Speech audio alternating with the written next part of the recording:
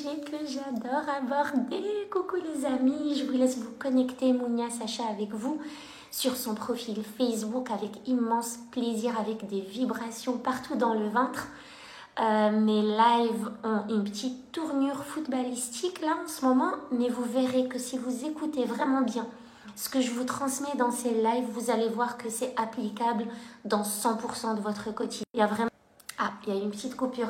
Il y a vraiment des apprentissages et des compréhensions à tirer de ce qui se passe dans cette Coupe du Monde. C'est juste une tuerie, c'est la folie, c'est juste magique. Coucou Bouchra, je vous laisse vous connecter, faites-moi un petit coucou quand vous arrivez, dites-moi un peu comment vous allez, dans quelle énergie vous vous trouvez, est-ce que tout va bien de votre côté?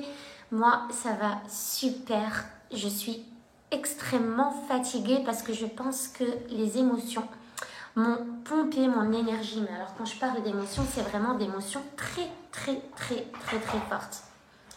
Bon, il y a pas mal de choses à vous dire ce soir, donc je vous laisse juste quelques minutes pour arriver, pour contrer le petit décalage qu'il y a sur Facebook.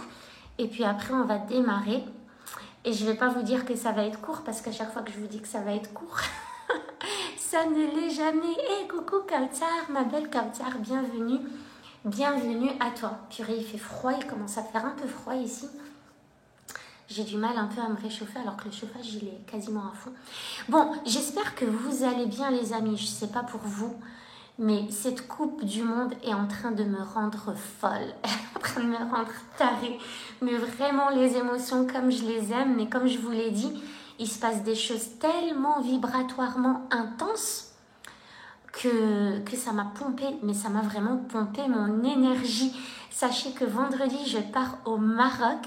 Et si j'ai l'opportunité, l'occasion de vivre une finale Maroc, je ne sais pas qui, au Maroc, mais ça va être juste une folie, ça va être une tuerie, ça va être une dinguerie, ça va être festif, ça va être joyeux, ça va être puissantissime. Bon, alors, hey, et la chance, à défaut de Qatar, parce que là, à l'heure qu'il est, mais j'aimerais trop être là-bas. Moi, c'est le genre d'événement, les événements qui se célèbrent comme ça en masse pour des causes et pour des grands pourquoi, des grandes visions. C'est quelque chose, moi, qui me fait vibrer, mais vraiment qui me soulève. Et je pense qu'on est tous d'accord pour dire que le Maroc a illuminé le monde entier, en fait, avec ces prestations-là, ce qu'ils ont fait dans ce parcours. Je pense qu'ils ont vraiment replacé de la joie, de la lumière, du plaisir, de l'espoir dans le cœur de l'humanité. Parce qu'on est tous d'accord pour dire que ce qu'ils sont en train de faire est juste exceptionnel. Sortir de nulle part et bam, taper un sprint sans se laisser distraire, taper un sprint vers cette Coupe du Monde. Parce qu'on débarque avec un grand pourquoi en fait, on débarque avec quelque chose pour lequel on se bat. C'est juste fou et d'ailleurs ça va faire un peu le sujet aussi du live de ce soir puisque la question... Alors, vous voyez ce match-là, France-Maroc, est en train de soulever des débats. Moi, en tout cas, quand je regarde les commentaires sur Internet, sur YouTube, sur Instagram, ça va encore, mais YouTube... Facebook, dans certains endroits, il y a des commentaires mais vraiment dégueulasses. Et à chaque fois que je lis quelque chose, ça me rappelle pourquoi, il y a à peu près 8-9 ans, je me suis complètement éloignée des réseaux sociaux, dans le sens lecture de commentaires sur les vidéos, sur les débats, les sujets, etc. Je ne lis plus. Et quand je lis en ce moment, ça me rappelle pourquoi je me suis complètement distancée de tout ça. Et c'est pas plus mal, parce que quand je vois ce qui se passe sur Internet, c'est juste tellement dégueulasse, c'est cracra, il y a énormément de commentaires, mais ingrats, injustes, insultants, dévalorisants, voire racistes. Ça peut aller dans tous les sens.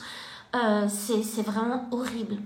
Et c'est pour ça que j'ai décidé aussi de faire ce live aujourd'hui, parce que la question qui se pose en ce moment, c'est... Est-ce que les Marocains de France vont être avec le Maroc ou avec la France? Ok. Et moi, c'est une question qui me revient qui me revient souvent de mon entourage, des amis, de plusieurs personnes que je connais, et c'est une question qui se pose tout le temps en fait. Et il y a des personnes qui pourraient voir ça comme une injustice, voire même une trahison de supporter le Maroc alors qu'on est en France, alors qu'on est peut-être né en France, alors qu'on habite en France et qu'on est en France en fait. Bon, il y a encore une fois quelque chose que seuls les binationaux, seuls les multinationaux peuvent vraiment comprendre. Si on n'a pas ces doubles nationalités, même ces doubles origines, on peut vraiment pas comprendre ça. On peut pas le comprendre. C'est juste incompréhensible. Je sais pas s'il y en a parmi vous qui ont lu le livre The White Privilege. C'est un livre qui parle du privilège du blanc, en fait. Donc là, moi, mon live, je le fais pas pour avoir un débat de fou. Là, c'est juste pour vous expliquer en toute authenticité ce que moi, je ressens et quel est mon point de vue par rapport à ce qui se passe en ce moment. The White Privilege, c'est un livre qui explique le privilège du blanc, en fait. Et quand quelqu'un qui n'a pas été dans des situations de racisme, qui n'a pas des origines, qui ne fait pas partie d'une minorité, qui n'a pas vécu ce qu'ont vécu les Noirs aux États-Unis, par exemple, eh ben, il ne peut pas comprendre. Et ce livre-là vient faire comprendre ce genre de choses et c'est juste extra puissant. Ici, le truc de la binationalité, les binationaux, ben c'est exactement pareil. Si on n'est pas binational, c'est impossible à comprendre.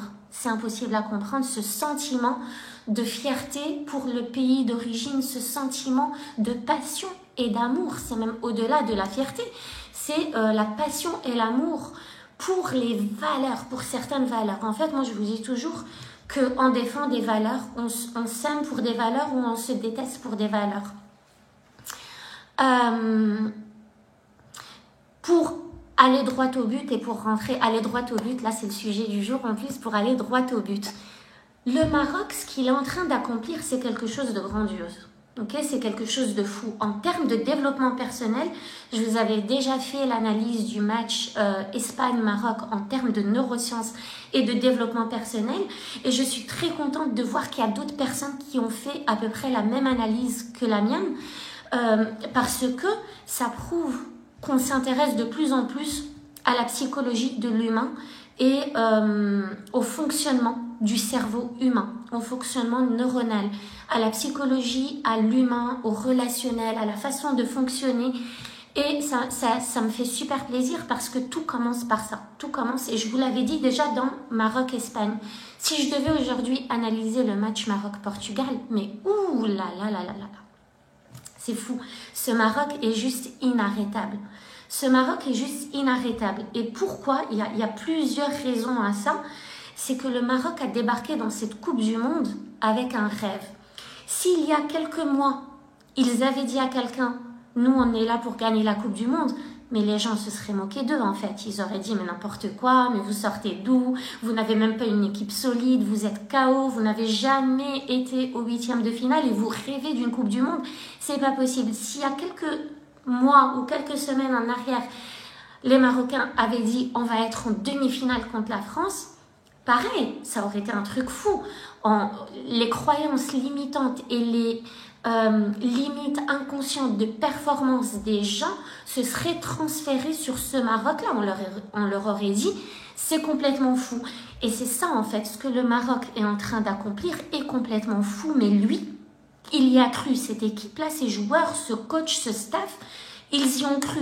À aucun moment, ils se sont arrêtés en utilisant la logique, en se disant « Non, mais si on est logique, statistiquement, en fait, on ne peut pas y arriver. » Eux, ils ont foncé dans le tas. On le veut, on le fera, on y arrivera. Nous, on y croit, donc on y go. Et ça, je pense que c'est l'une des raisons qui va faire que mercredi, contre la France, le Maroc va être une équipe super difficile à battre. Parce que ce Maroc ne débarque pas ici avec le même mindset que les équipes qui l'ont déjà fait et refait. D'accord? Ce Maroc débarque ici avec absolument rien à perdre. alors que d'autres équipes ont une réputation, la pression du haut niveau de performance à maintenir. Le Maroc ne rentre pas sur le terrain avec la même énergie. Le Maroc est déjà dans l'énergie de l'abondance, est déjà dans l'énergie de la réussite. Il est encore dans l'énergie de la victoire, il est encore dans l'énergie de la faim, de la soif, de recevoir encore plus de toutes ces émotions qu'on a vécues avec eux, ces joies, cette excitation, cette euphorie, mais cet amour et cette passion qu'ils ont transmis et que le monde entier a vu.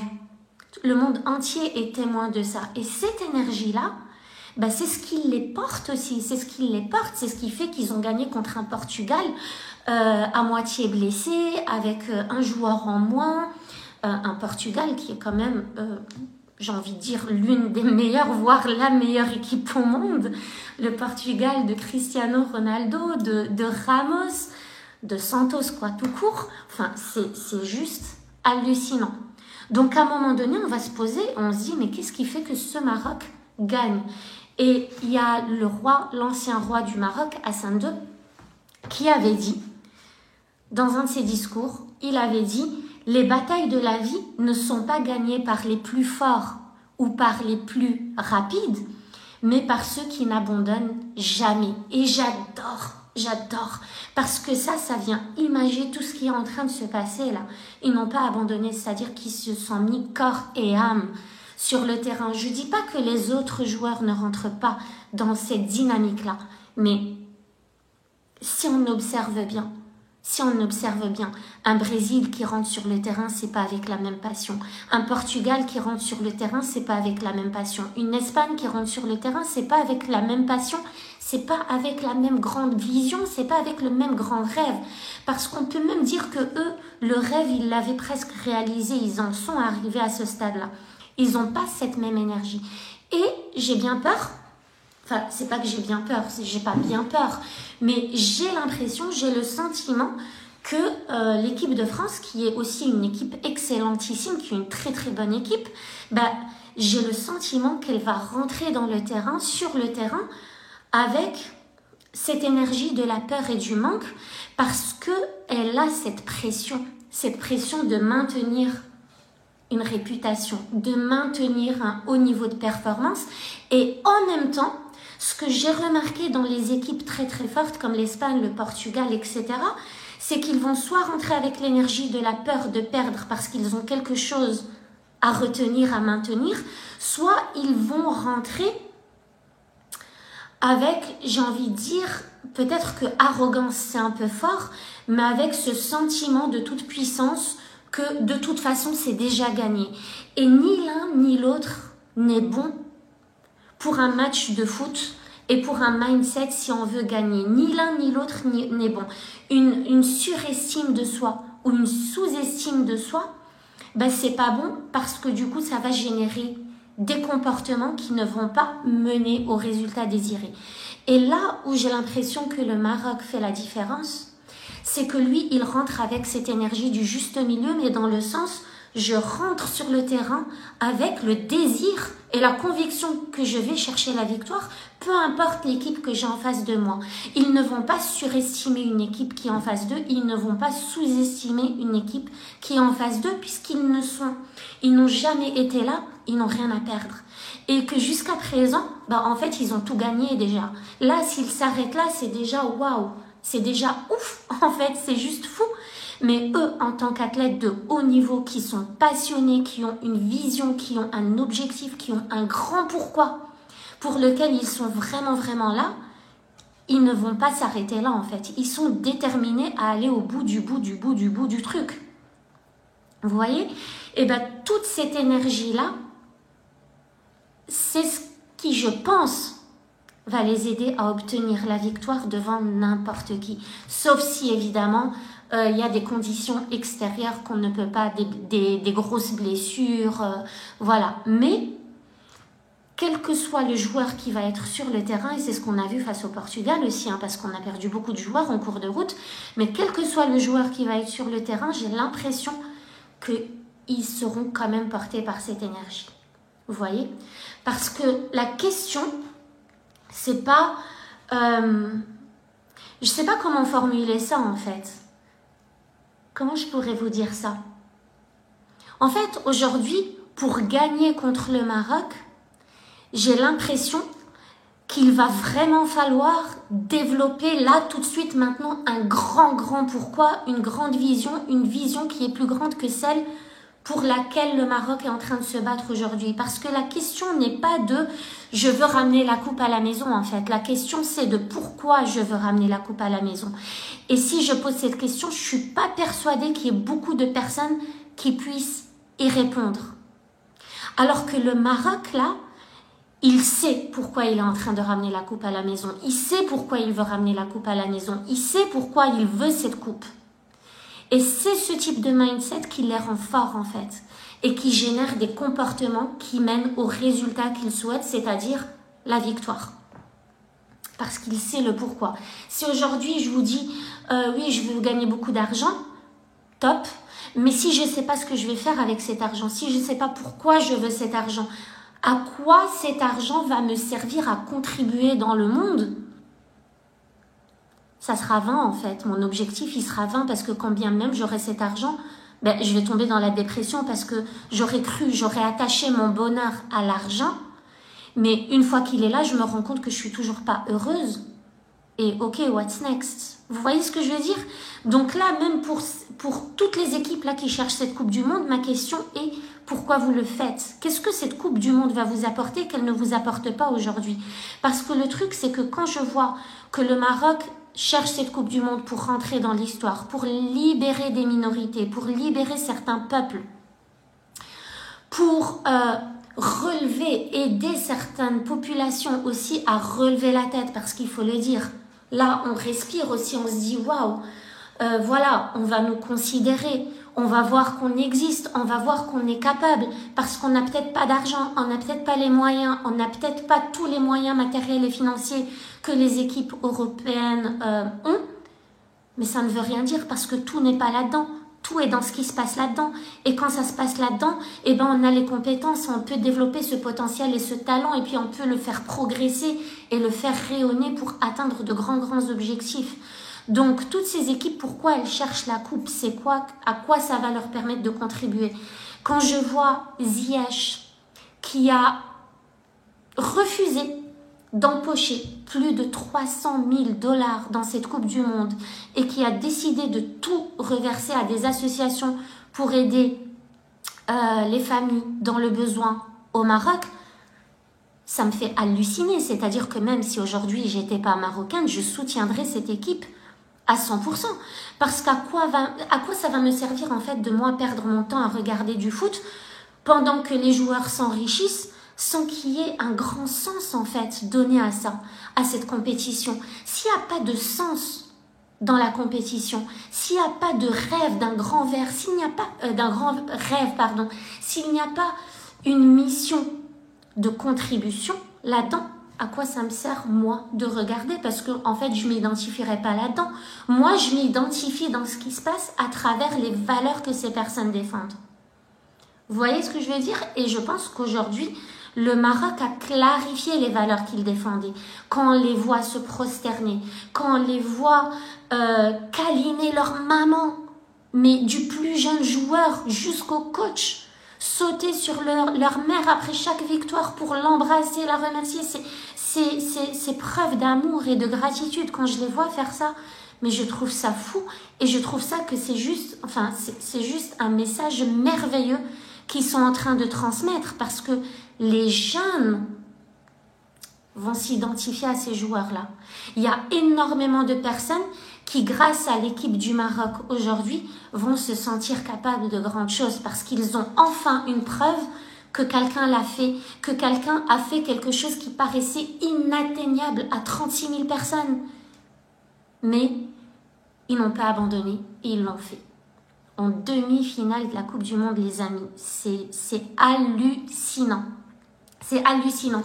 Et là où je sens une baisse d'énergie chez l'équipe de France, c'est que j'ai déjà entendu, pas forcément les joueurs, De toute façon, moi je pars du principe qu'un athlète de haut niveau, s'il rentre sur le terrain avec le doute de gagner, il n'est pas à la bonne place. Quand on rentre sur le terrain, c'est avec la détermination et de la motivation et on met les compteurs à zéro. C'est quel que soit le nombre d'étoiles que tu as sur ton maillot, normalement tu repars à zéro.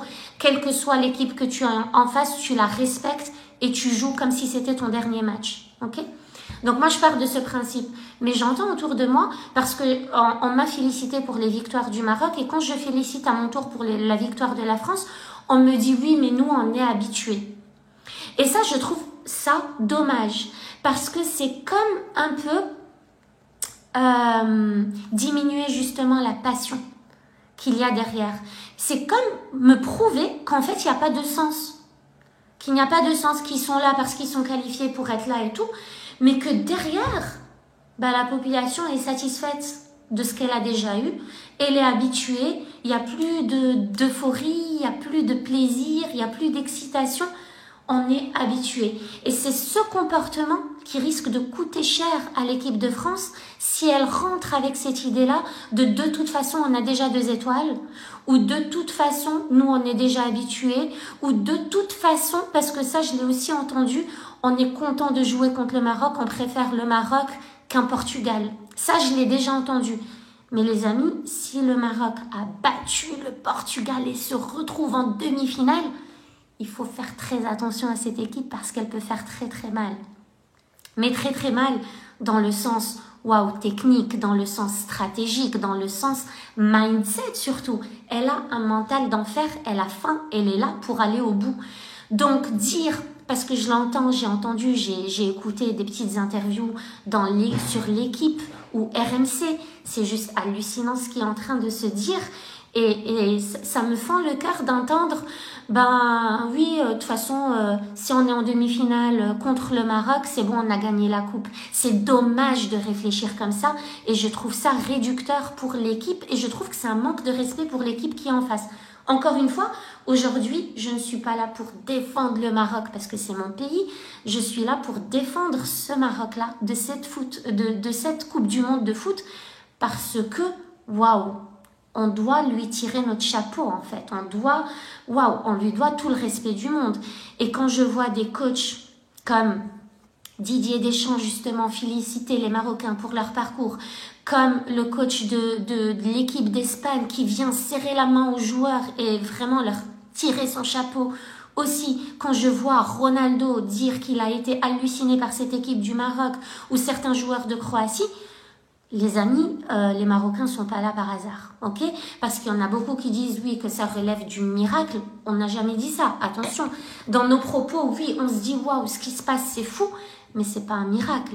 C'est du travail, c'est le fruit de leur travail, c'est le fruit du travail du coach parce qu'il a compris qu'il fallait aller jouer sur le cerveau, qu'il fallait aller changer les mentalités. Il est même allé neutraliser, je vous le dis, des blessures transgénérationnelles. Parce qu'au Maroc, on porte des blessures transgénérationnelles. On les porte. C'est quelque chose, c'est des croyances limitantes qu'on n'a pas neutralisées, qui nous ont été transmises aussi de génération en génération et qu'on a transportées dans notre sang, dans nos cellules. Ok, et les pays africains portent aussi ces blessures-là. Mais le Maroc spécifiquement que je connais bien, on porte ces blessures transgénérationnelles, plus des attaques psychiques, plus des croyances limitantes. Vous voyez, on a longtemps cru que tout était contre nous avec tous les matchs qu'on peut dire aujourd'hui, parce que les vidéos en témoignent, qu'on s'est fait voler, parce qu'il y a des pénaltys qui n'ont pas été sifflés, des fautes qui n'ont pas été sifflées, des buts qui ont été retirés, des buts qui n'ont pas été acceptés. Aujourd'hui, il y a la VAR, mais faut-il encore oser la demander et dire, voilà, nous, on joue pas tant qu'on regarde pas la caméra. Mais voilà, le Maroc a subi des injustices, on en est tous témoins. D'ailleurs, 2018, c'était l'une des plus grosses contre justement l'Espagne. Il me semble que c'était l'Espagne ou le Portugal. Bref, un pénalty qui n'a pas été sifflé, qui aurait donné la victoire et du coup la qualification.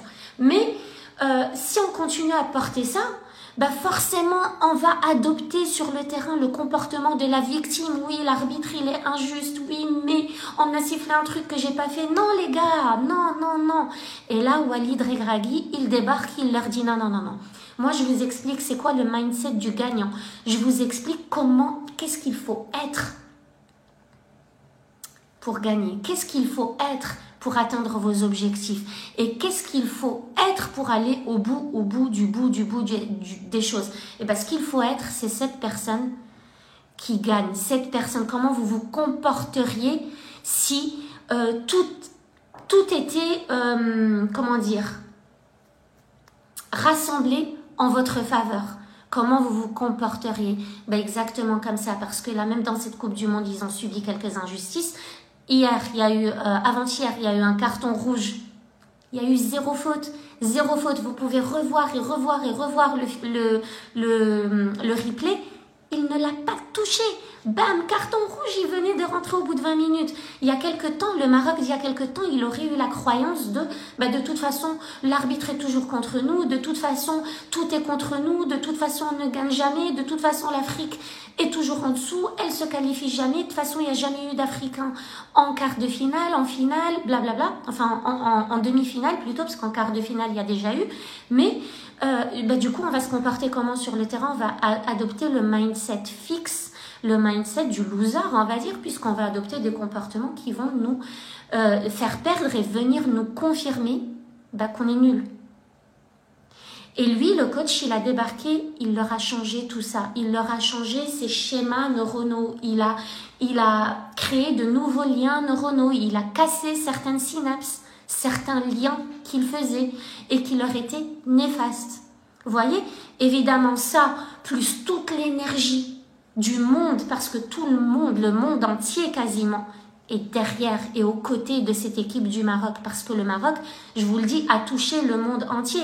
Et c'est là que, évidemment, je ne peux être que fière à ce moment-là de relever la tête et d'avoir la tête haute, d'être marocaine, parce que là, je vois qu'ils sont en train de travailler pour quelque chose de grandiose, et c'est des choses pour lesquelles je me bats aussi.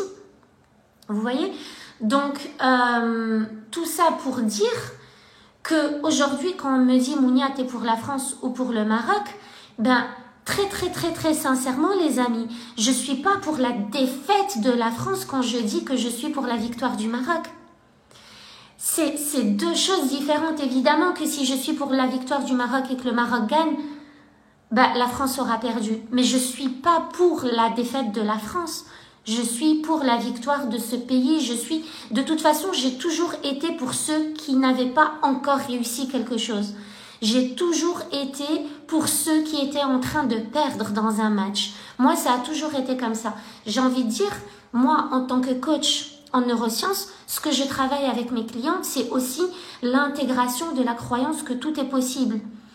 Et cette équipe du Maroc est en train de montrer que tout est possible. Cette équipe du Maroc, par son parcours, est en train de démontrer ce sur quoi je travaille moi avec mes clientes. Donc, comment ne pas la soutenir jusqu'au bout? Le parcours qu'ils ont fait mérite d'être récompensé et je suis avec eux.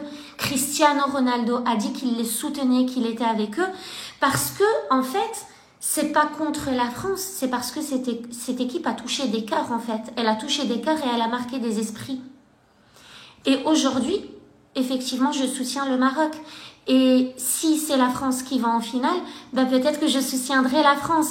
Mais moi, comme je vous l'ai dit dans ma vidéo concernant Maroc-Espagne, c'est pas juste parce que j'habite dans un pays ou parce que j'ai la nationalité d'un pays que je vais soutenir ce pays-là dans les sports, parce que ma vision à moi va un peu plus loin. C'est que défendre ce pays en faisant le sport qu'il fait. En fait, j'ai besoin de ça. Moi, ce qui me nourrit à soutenir quelqu'un, c'est un peu comme soutenir un projet ou collaborer dans un projet avec une personne. C'est un peu, ok, mais pourquoi? Qu'est-ce qu'on va apporter au monde en faisant ça? Et j'ai besoin, moi, personnellement, alors ça ne tient qu'à moi, j'ai besoin de cette clarté-là. Si je sais le pourquoi d'une équipe, pourquoi elle se bat, ben, je comprendrais. Si vous me disiez que Cristiano Ronaldo était en train de se battre pour récolter des fonds pour toutes les familles, les couples qui perdent un bébé, vous voyez, parce que Cristiano Ronaldo est quand même, je le respecte pour ça, il a quand même vécu des choses vraiment traumatisantes. Là, il est dans une phase de sa vie où on a l'impression que rien ne va. Et je le respecte pour ça et je suis attristée pour lui par rapport à ça. Mais vous voyez, si ce grand pourquoi était là dans le Portugal, par exemple, je ne sais pas moi quel est le grand pourquoi du Portugal. C'est juste un exemple, ok? Si je sais pourquoi on fait les choses, ben, je vais plus avoir tendance à soutenir ces équipes parce que je soutiens des causes, je soutiens pas juste une équipe, je soutiens quelque chose de beaucoup plus grand. Et si vous êtes, il n'y a que si vous êtes marocain que vous pouvez comprendre ça, que vous pouvez comprendre que oui, on peut habiter en France et soutenir le Maroc malgré qu'on ait une double nationalité, malgré qu'on soit né en France, parce que quand on connaît le pays, quand on connaît les points forts du pays, quand on connaît les points faibles du pays, quand on connaît les causes que défendent ces pays-là, quand on sait ce dont ils souffrent, ce dont ils ont besoin, ce dont ils manquent, et qu'on voit qu'il y a des personnes qui se battent pour y répondre, on ne peut que vibrer pour ce pays-là. Donc, la question n'est pas posable en fait ici. La France et le Maroc s'entendent très très bien. Il n'y a que des haineux sur Facebook, sur YouTube, par-ci, par-là, qui viennent semer leurs zizanies, mais ça reste une minorité. Tout comme les débordements en France et en Belgique, après certains matchs, restent une minorité, d'accord ? Et ça serait dommage de se focaliser que là-dessus, sachant qu'il y a une immense majorité qui est dans l'amour, dans la joie, dans l'excitation, dans la victoire, dans la fête, la célébration, les chants, les danses, les ci et les ça et le partage.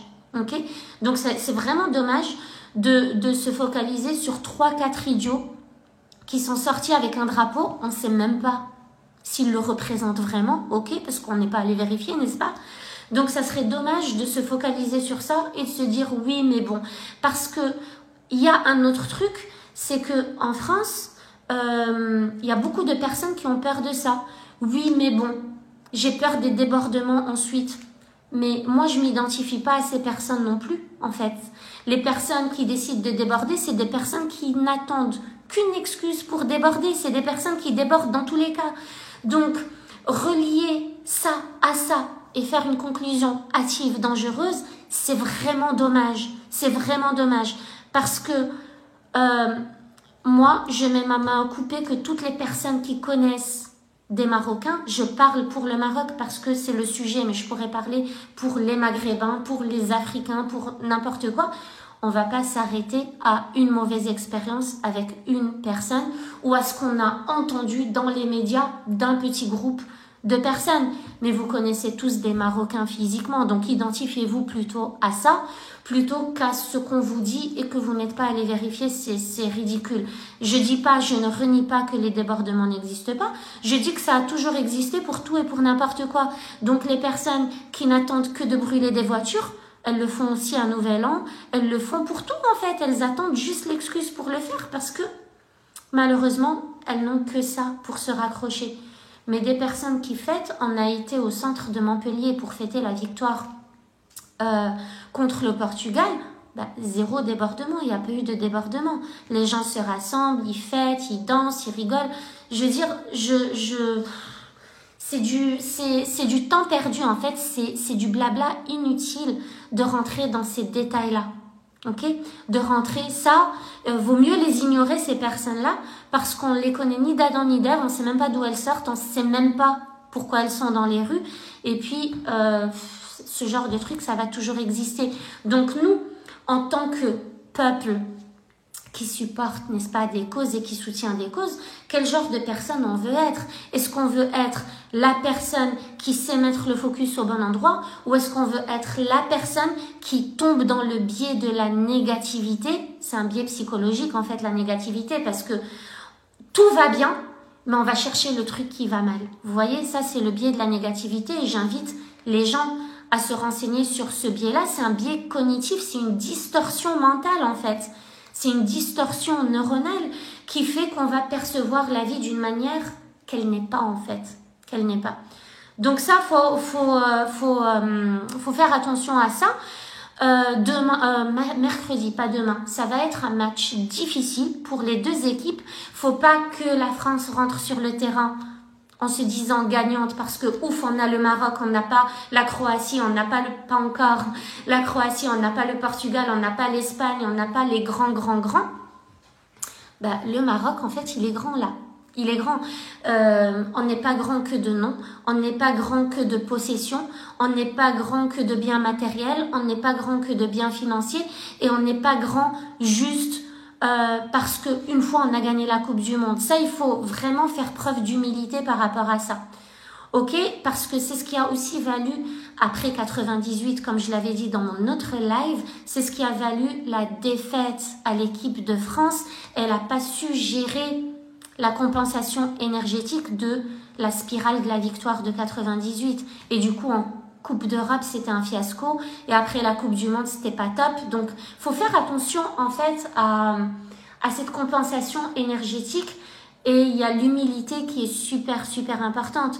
Moi, je vous dis que le Maroc, je sais qu'ils vont jouer avec toute l'humilité qu'ils ont dans la tête et dans le cœur. Et ça peut être leur force pour gagner le match contre la France. Donc, tout va dépendre de l'énergie dans laquelle les deux équipes vont se trouver en rentrant sur le terrain, avant, pendant et après. Tout va dépendre de ça, en fait. Tout va dépendre de ce qui se passe dans leur tête, de ce qu'ils se disent dans leur tête. Ça va être leur force. Parce que s'ils s'étaient dit contre le Portugal, oh purée, c'était une mitraillette la deuxième mi-temps. La deuxième mi-temps, j'ai même pas réussi à la regarder jusqu'au bout. Je suis allée, méditer et me calmer parce que le gars, il nous a rentré Cristiano. Je connais pas trop l'équipe du Portugal, mais il a rentré que du lourd. Tous en banc de touche de remplaçants. C'est une équipe à part entière. En fait, il pourrait faire une équipe 2 du Portugal. Elle en serait au même niveau. C'est un truc de fou.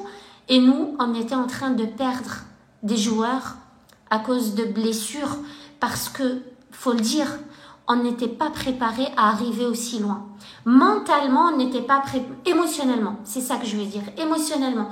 Et physiquement, quand t'as pas fait plusieurs Coupes du Monde, quand t'as pas fait le chemin plusieurs fois, mentalement et physiquement, en fait, tu sais pas à quoi t'attendre. Tu sais pas à quoi t'attendre. Et ils ont quand même joué comme des malades. Ils ont protégé leur but. Ils ont protégé le but qu'ils ont marqué. Et voilà. Qu'est-ce qu'ils se sont dit à ce moment-là? Ils se sont pas dit, oh, purée, on a perdu des bons joueurs. Oh, purée, on n'a plus trop de défense parce qu'on a perdu Aguerd, on a perdu truc. Oh, purée, il nous a mis un carton rouge, on a perdu un joueur. On a failli leur marquer 2 buts à 10 contre 11. Donc, à mon avis, ce qui se passe dans la tête des Marocains, là, des joueurs marocains, du staff marocain et du coach marocain, à mon avis, c'est du lourd. C'est du lourd et c'est ce qui va faire qu'ils vont être très difficiles à battre. Et c'est ce qui va faire qu'ils sont prêts à battre n'importe quelle équipe qu'ils ont en face. Parce que les amis, pour ceux qui disent que c'est de la chance, c'est juste fou. Comment on peut dire que c'est de la chance? La chance, elle n'existe pas. Là, il y a de l'audace, là, il y a de la détermination, là, il y a de la persévérance. Là, il y a des croyances ressources dans leur tête. Il y a des choses complètement hallucinantes qui se passent là-dedans et qui font qu'ils en sont là et qui font que je pense que ce n'est pas fini. À mon avis, ils vont pas s'arrêter là. Mais ils sont sortis les premiers de leur groupe, d'accord? Premiers de leur groupe, ils ont joué le vice-champion du monde, la Croatie, 0-0. Ils se sont maintenus. Ils se sont pris 0 but dans cette Coupe du Monde parce que j'ai même pas envie de compter le but qu'ils se sont pris contre le Canada. C'était un but contre notre camp. Donc, un petit truc qui est rentré tranquillement contre notre camp. Donc, ça peut pas être du hasard, ok? Là, il y a du talent, là, il y a du mindset, il y a de l'efficience, de la puissance, de la force, de la stratégie, de la technique, de l'observation. Il y a plein de choses. Gagner contre la Belgique, oh my God, gagner contre le Canada, qui est aussi une belle équipe. Et là, il y a des gens qui disent, ouais, le Canada, il n'a pas été qualifié depuis 40 ans, ils vous disent que c'est une belle équipe. Mais c'est pas grave, on s'en fout, en fait, que des équipes n'aient pas été qualifiées. C'est pas parce que l'Espagne, on est toujours arrivé là, que ça fait d'elle une grande équipe, l'Espagne, il y a quelque temps. Ben, c'est peut-être pas l'Espagne d'aujourd'hui, puisqu'il a marché il y a quelque temps. Ben, ne marche plus aujourd'hui. La preuve, le Maroc a su cerner les points faibles des Espagnols. Ils ont joué là-dessus et ils ont gagné. Une victoire est une victoire, qu'elle soit remportée au tir au but ou dès la première mi-temps, comme le Brésil qui va mettre 4 buts à la première mi-temps. Une victoire, c'est une victoire. Il faut encore savoir la savourer. Et je pense que le Maroc savoure. Et ça aussi, je pense que c'est une force. Parce que comme il savoure chaque victoire et le moment présent de chaque victoire, bah, il y a de l'humilité de nouveau parce qu'ils vont pas se dire oui mais là c'était facile, cette équipe elle vient de débarquer, nous on était déjà là, bref. Il se passe pas ce discours dans leur tête du tout. Et en même temps, comme ils sont dans le moment présent avec les émotions vraiment fortes de waouh, et ben il fait qu'ils s'attirent encore plus de ce genre de situation dans leur vie. Donc premier du groupe en battant la Belgique, le Canada et en faisant match nul contre la Croatie et ils devancent la Croatie qui se place deuxième du groupe. Gagner l'Espagne et le Portugal, on peut dire qu'ils n'ont pas eu de chance parce que quand on me dit oui mais le Maroc a eu de la chance parce que ces équipes-là ne sont plus celles qu'elles étaient, si quand même, tu vois, parce que dans ce cas-là, j'ai envie de vous dire, le Maroc n'a pas eu de chance dans cette Coupe du Monde. Il s'est vraiment tapé que des gros calibres. Que des gros calibres. Il s'est pas dit, ouais, mais ça aurait été bien si on avait l'Arabie Saoudite, peut-être que... Ah, mais si on avait... Ils s'en foutent de qui il a devant lui. Ils foncent. Et j'ai l'impression que le Maroc, c'est... Voilà, c'est ce gars-là qui a débarqué de nulle part et qui a tapé un sprint et que tout le monde est en train de regarder comme ça, quoi. Oh, vous allez où, là? Et en fait, ils y vont, ils foncent. Donc voilà, il faut faire attention à l'humilité excessive et il faut faire attention à la sous-estime, à la mésestime de soi. Il faut faire attention à ces deux-là.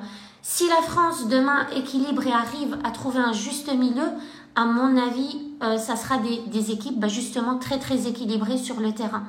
Sinon, ils risquent vraiment de se faire surprendre par cette équipe du Maroc. Et moi, évidemment, j'aimerais célébrer une finale Maroc-Croatie ou Maroc-Argentine au Maroc, vu que je vais au Maroc pour vivre ça en direct et vivre, parce que là-bas, on sait célébrer. Bizarrement, tiens, il n'y a pas de casse, il n'y a pas de dégradation, il n'y a pas de débordement au Maroc. Ça célèbre dans la joie et la bonne humeur. Donc, il y a peut-être aussi des questions à se poser et de se dire, qu'est-ce qui fait que, en France et en Belgique, on assiste à ce genre d'après-match qui n'ont absolument rien à voir avec une célébration de victoire. Qu'est-ce qui fait que on voit pas ça partout? Donc, il y a aussi des petites réflexions à faire de ce côté-là. Donc, pour résumer, ce que j'ai noté ici aussi, ah oui, c'est que j'ai cette citation de je ne sais pas qui, il faut que je retrouve, mais qui dit « The top of a mountain is the bottom of the next one ». Ça veut dire que le sommet d'une montagne, c'est le pied de la montagne suivante. Et je pense sincèrement que le Maroc est aussi dans cette optique-là. C'est-à-dire, ok, le sommet, en fait, j'ai l'impression qu'ils sont en train de prendre les choses étape par étape. Ils veulent un résultat, ils ont un résultat désiré, ils rêvent de tenir la Coupe du Monde. Mais en même temps, ils sont dans la pleine conscience et ils sont dans le step by step, en fait. Ils sont dans le plus petit pas possible. C'est un peu comme, ok, match nul contre la Croatie, bien, on s'est pas pris de but. C'est quoi la suite? C'est quoi la montagne suivante? Ok, la Belgique, allez, on y va. On est qu'en bas de la montagne. Allez, on grimpe. 2-0, on a gagné. Ok, c'est quoi la suite? Le Canada, allez, c'est une autre montagne. Et ils y vont comme ça. Et contre la France, c'est une nouvelle montagne. On pourrait dire qu'aujourd'hui, ils sont déjà au sommet d'une montagne. Mais c'est une nouvelle montagne qui se présente à eux. Et ils vont rentrer sur le terrain avec cette optique. Waouh! On est au pied d'une nouvelle montagne, allez, on donne tout pour arriver au sommet de cette montagne, pour attaquer la montagne suivante. Ça, c'est mon analyse de cette équipe du Maroc et de ce match France-Maroc, mais vraiment en toute humilité, en toute authenticité et avec le cœur. Mon cœur penche pour une victoire marocaine et je peux pas vous dire aujourd'hui, oui, quel que soit le vainqueur, peu importe, j'aurais gagné. Bah, oui et non. Oui et non. Sur le papier, oui, mais avec le cœur, j'ai vraiment envie que le Maroc l'emporte parce que la France a déjà eu ce qu'il fallait en Coupe du Monde. Que lui apporterait une nouvelle coupe si ce n'est un titre et une étoile de plus? Le Maroc a beaucoup à offrir en retour de cette récompense. Et c'est ça la motivation et c'est ça le driver de toute cette équipe et de ce pays. Et c'est mon driver pour les supporter. Et encore une fois, même si j'étais pas marocaine, j'aurais été à 100% pour l'équipe du Maroc parce que je supporte la globalité, tout ce qui est autour de ce qui est en train de se passer. Voilà. Donc pour conclure, je dirais qu'aujourd'hui, pour gagner contre le Maroc, il va falloir avoir une sacrée vision sur ce match-là. Il va falloir rêver de quelque chose pendant ce match-là parce que s'il n'y a rien qui fait rêver, mis à part ramener encore une fois la coupe à la maison, à mon avis, c'est pas suffisant énergétiquement parlant, vibratoirement parlant, quantiquement parlant. À mon avis, c'est pas vraiment suffisant pour porter cette équipe de France à la victoire. Ils ont les compétences, clairement. Ils ont un jeu très bien organisé aussi. Ils ont tout ce qu'il faut pour battre le Maroc. Mais à un moment donné, je pense que quand on combine des talents, des compétences, une expérience, à une vision très forte et qu'en plus on rajoute à ça l'énergie quantique de tous les supporters, je pense que ça peut faire basculer toute une vie. C'est pas juste tout un match, toute une vie. Donc, je ne sais pas ce que vous pensez de ce que je viens de vous transmettre. Je vais regarder vos commentaires. Oh purée, j'ai loupé vos commentaires. J'avais pas vu qu'il y en avait autant. Alors, Ma Kautsar, Je serai très très contente pour le Maroc car ça sera une première. Et contente pour la France, malgré tout, on reste des Marocains dans l'âme. C'est ça. Et ça, j'ai envie de dire, il faut l'accepter. Il faut l'accepter parce que je pense que on a le droit d'avoir cette liberté de nous sentir marocains et de soutenir notre pays d'origine. Et ça, c'est quelque chose qu'aux États-Unis, j'ai vécu. C'est-à-dire que oui, tu peux te sentir américain, mais tu as aussi le droit de te sentir indien. Tu as aussi le droit de te sentir pakistanais. Tu as aussi le droit d'exprimer ta passion pour ton pays d'origine. Et je trouve que ça, aujourd'hui, alors je parle pas de mon entourage, moi, là, sur les réseaux et tout ça, parce que je le vis pas. Moi, je vis pas ce manque de liberté. Mais je pense que globalement, en France, on n'a pas vraiment cette liberté-là. Et quand je vois le nombre de débats, mais encore une fois, je tombe pas dans ce biais de la négativité parce que c'est juste quelques vidéos sur des milliers de vidéos qui sont beaucoup plus belles. Mais quand je vois des débats sur RMC du type « Ouais, mais pourquoi il agite le drapeau de la Palestine? C'est le Maroc qui a gagné, c'est le drapeau du Maroc qui sort. Pourquoi on agite le drapeau de l'Algérie quand le Maroc gagne? C'est le Maroc, c'est le Maroc. » Mais on s'en fout, en fait. C'est quoi ces débats inutiles? Mais laissez-leur la liberté d'exprimer comme ils veulent ce qu'ils veulent, en fait. Pourquoi ne pas avoir cette liberté-là? Pourquoi? Et pourquoi on sort le drapeau marocain alors que c'est la France qui gagne? Les Marocains de France, ils doivent aussi sortir. On s'en fout en fait. Au final, c'est un drapeau, on s'en fout. C'est pas ça qui est important. Mais ce qui est important, c'est quand même d'avoir cette ouverture d'esprit et d'accepter, parce que c'est comme ça en fait, c'est comme ça, d'accepter que quand on est binationaux, on peut éprouver cette passion et cet amour très très fort pour notre pays d'origine. Moi en plus, je suis née au Maroc, j'ai grandi au Maroc et j'ai vécu en France autant que j'ai vécu aux États-Unis. Et mes enfants sont américains, donc je peux vous dire que j'ai soutenu les États-Unis. Alors il y a des personnes qui vont me dire « Ouais, mais tu soutiens les États-Unis alors qu'il existe encore la peine de mort dans certains États ». Mais c'est pas ça que je soutiens. Moi, je soutiens pas la peine de mort, mais je soutiens les valeurs avec lesquelles je suis alignée et que j'ai trouvées aux États-Unis. Et notamment, cette liberté d'expression de sa foi, d'expression de sa religion, de sa spiritualité, de ses idées, etc., etc. Moi, c'est quelque chose qui me porte. Et je trouve que ça manque encore un peu en France, au vu des débats, mais inutiles, et de perte de temps sur des débats inutile. Et je trouve ça dommage parce qu'au Maroc, il y a énormément de Français qui vivent au Maroc. Quand des Français vont gagner quelque chose que les Marocains vont pas gagner, bah, on sera content de célébrer avec les Français ce qu'ils auront gagné s'ils se battent pour une grande cause aussi. Quand j'habitais aux États-Unis, quand les Français ont remporté la Coupe du Monde, ils étaient sortis dans les rues. Il n'y a personne qui leur a dit non, mais vous habitez aux États-Unis, vous êtes américain, vos enfants sont américains, vous secouez le drapeau américain ou rien. Ça n'existe pas. Et vous voyez, je défends ça parce que je défends cette liberté d'expression. C'est juste une liberté d'expression en toute bienveillance. Faut juste le comprendre, c'est un ressenti. Et franchement, dire que oui, je vais défendre la France quoi qu'il arrive parce que j'habite en France et puis je m'en fous, le Maroc m'a rien donné parce que j'y habite pas, je n'y vis plus, ça serait vous mentir. Je serais pas alignée, c'est pas vrai. J'aime mon pays, j'aime certaines valeurs qu'il défend. Les valeurs qu'il défend pendant cette Coupe du Monde, je les aime et je les soutiens à 500%. Ça veut pas dire que je n'aime pas la France et je vais être très très claire là-dessus parce que cette vidéo, elle risque d'être vue par des tonnes de personnes dans quelques mois, quelques années, j'en sais rien, vu que je les mets sur YouTube aussi. Mais ça n'a rien à voir. Aimer son pays d'origine ne veut pas dire que je viens cracher sur le pays dans lequel je vis ou le pays qui m'a donné sa nationalité. Ça ne veut absolument rien dire. Comme dit, si les États-Unis, je ne soutenais pas, si je m'étais pas sentie alignée aux États-Unis, je ne soutiendrais peut-être pas les États-Unis, quand bien même mes enfants seraient américains.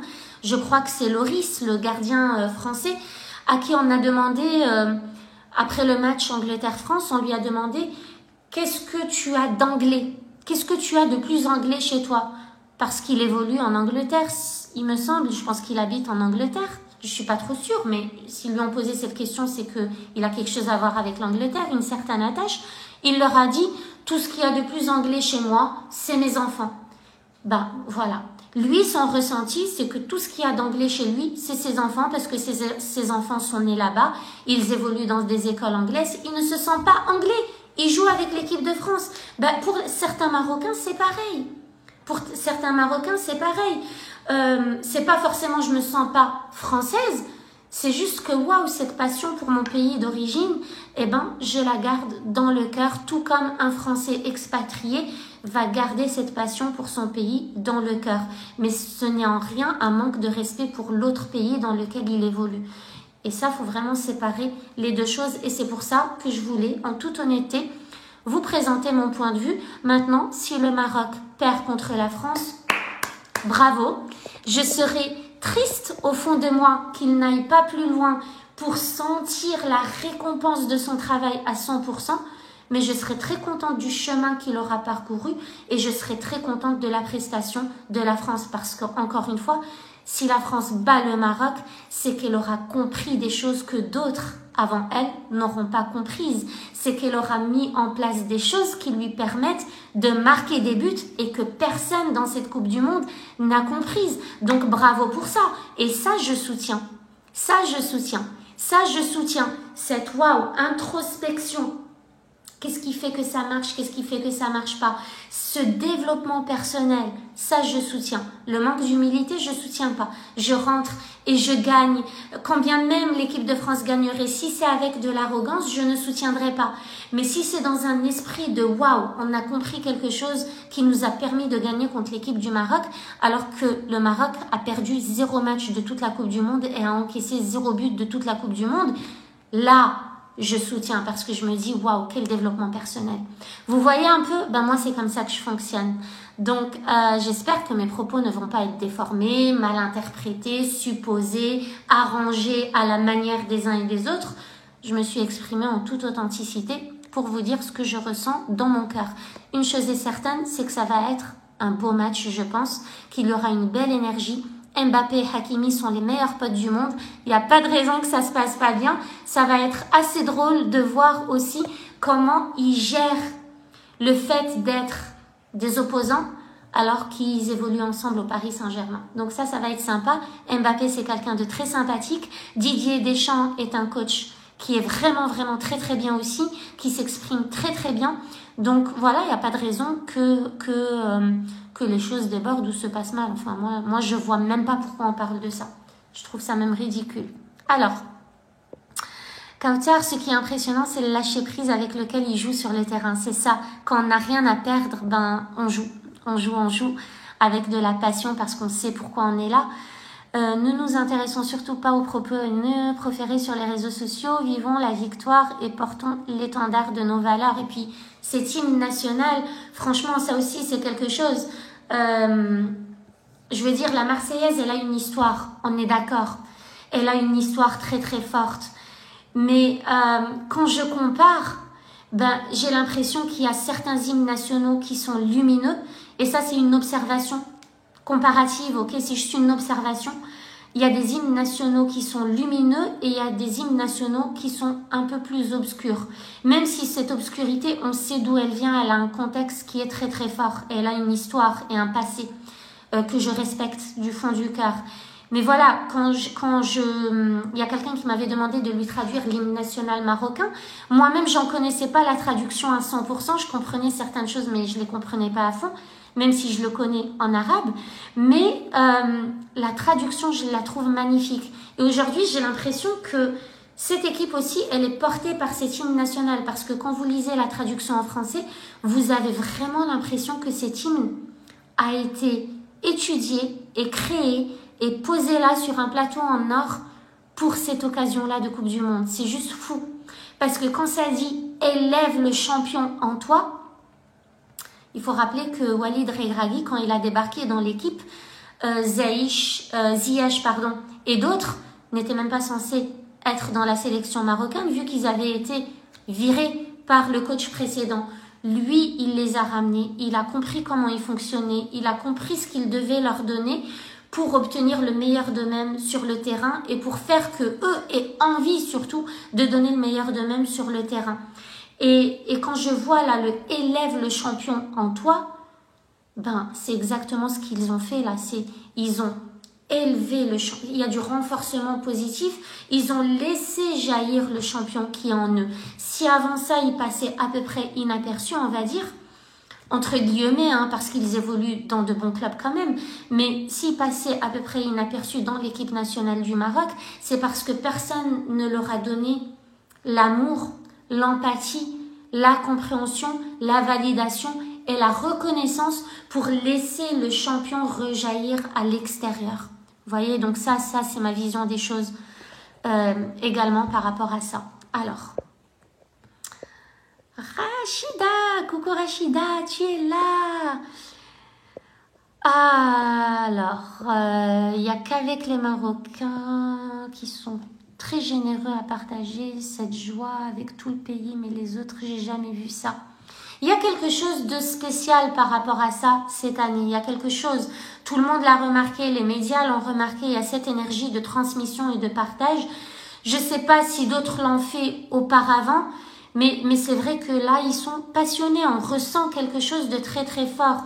Il y a des accolades, il y a des hugs, il y a des embrassades, il y a quelque chose de vraiment waouh, de vraiment puissant que c'est vrai, je n'ai jamais vu auparavant. Auparavant, j'ai pas vu des joueurs embrasser leur maman et eux, ils ne sont pas dans cette peur du jugement ou du qu'en dira-t-on. Ils sont très spirituels, très posés, focus et en même temps, ils sont dans le partage de l'amour et de la joie et je trouve ça beau. Je trouve ça beau.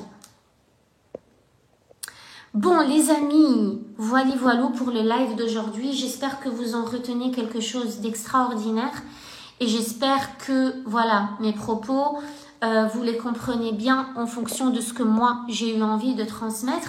Et je vous donnerai rendez-vous très très vite. Vous savez que j'ai mon programme de perte de poids définitive qui est en lancement là. J'ai envie de vous dire, laissez tomber. Parce que si vous voulez perdre du poids, suivez la Coupe du Monde. Je crois que j'y ai laissé mes tripes au point que je sentais mon intestin battre à l'intérieur de mon corps. C'est quand même fou, quoi. C'est quand même fou, j'y ai laissé je crois 5 kilos sur cette Coupe du Monde, encore une fois, parce qu'il y a l'excitation, l'énergie de l'excitation, de la joie et de l'abondance, et cette énergie-là, et cette énergie vibratoire de voir que le monde est avec nous et court sur le terrain aux côtés de cette équipe du Maroc, ça me touche profondément, ça me fait vraiment quelque chose à l'intérieur de moi. Ça me fait ressentir des énergies, mais vraiment qui me traversent le corps, qui sont très très puissantes. Et c'est fort, c'est fort, c'est fort, c'est fort. En tout cas, je vous embrasse, je vous aime et je vous dis à très très vite. Ciao les filles, ciao ciao.